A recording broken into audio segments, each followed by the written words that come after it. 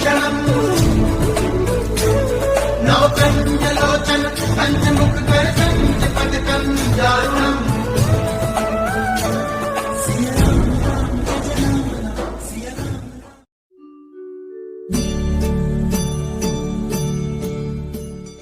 महाराज जी के आज के विशेषांक में रक्षा सूत्र परिवार के सभी सदस्यों का हार्दिक स्वागत है। बाबा जी के भक्तों को राम राम, बोलो सीताराम। महाराज जी ने मुझे अपने पास बुलाया। जब उन्होंने प्रसाद फेंकना शुरू किया, वे छोटे छोटे बिस्कुट खा रहे थे जो एक छोटी सी प्लेट में थे। वे अपने हाथ से बिस्कुट दे रहे थे जब तक मेरे दोनों हाथ भर जाते और मैं उन्हें अलग नहीं कर पा रही थी, क्योंकि प्रसाद की बहुत सारी मात्रा थी। पहले मैं महाराज जी को देखकर नाराज़ हो रही थी। सोचती थी प्रसाद दिया जाना चाहिए या फेंक देना चाहिए। वे इसे जानते थे और इसलिए ही मुझे वापस बुलाकर अपने हाथों से प्रसाद देने लगे। महाराज जी ने एक बार इलाहाबाद में मुझे बुलाया और कहा कि वे वृंदावन आ गए हैं। जब मैं वृंदावन के आश्रम पहुंचा, वहां थोड़े लोग ही थे। एक महिला दर्शन के लिए आई थी और उसने एक टोकरी भरी हुई खूबसूरत सेवों को साथ में ले आई थी।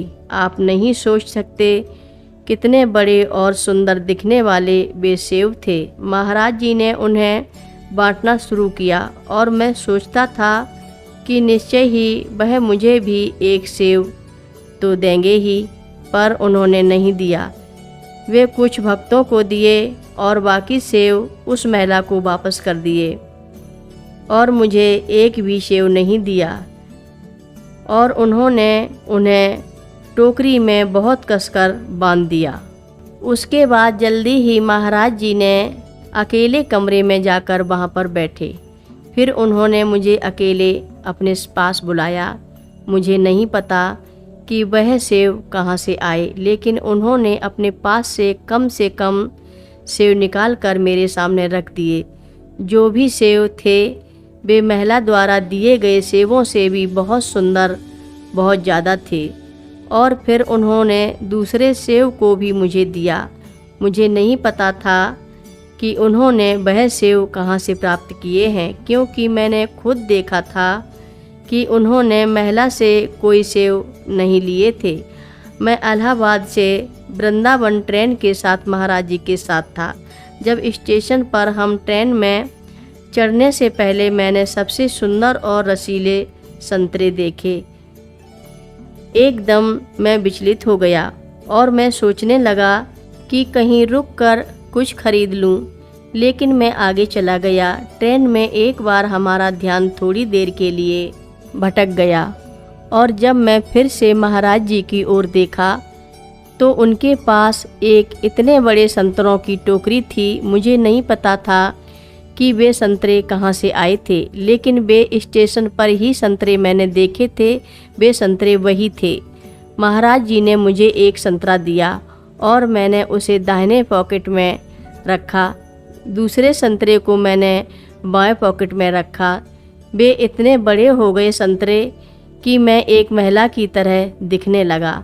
फिर उन्होंने मुझे तीसरा संतरा भी दिया, जिसे मैंने एक पैंट के पॉकेट में रखा और चौथा संतरा दूसरे पैंट के पॉकेट में रखा। और फिर उन्होंने और भी संतरे दिए, जिससे मुझे उन्हें अपने कमीज के निचले हिस्से में भी रखना पड़ा। बाबा जी ने मुझे इतने संतरे दिए कि मुझे चलने में मुश्किल हो गया। मैं इन मीठे संतरों को दूसरों को भी बांटने लगा, कहते हुए यह आज मेरा सबसे अच्छा प्रसाद है। आज तक मुझे नहीं पता कि उन्होंने उन संतरों को कहाँ से प्राप्त किया था। हर रोज़ महाराज जी की कथाएं सुनने के लिए रक्षा सूत्र चैनल को सब्सक्राइब करें, शेयर करें और लाइक करें। घंटी बजाना ना भूलें। कमेंट बॉक्स में लिख भेजें, जय नीव करोरी बाबा जी महाराज। सभी भक्त मिलकर बोलो, नीव करोरी बाबा जी महाराज की जय जय बोलो। काल समय रवि भक्ष लियो, तब तीनहु लोक भयो अंधियारो। ताहि सो त्रास भयो जग को, यह संकट काहू सो जात न टारो। ते बन आनी करी बिनती, तब छाण दियो रवि कष्ट निवारो। को नहीं जानत है जग में कपि, संकट मोचन नाम तिहारो।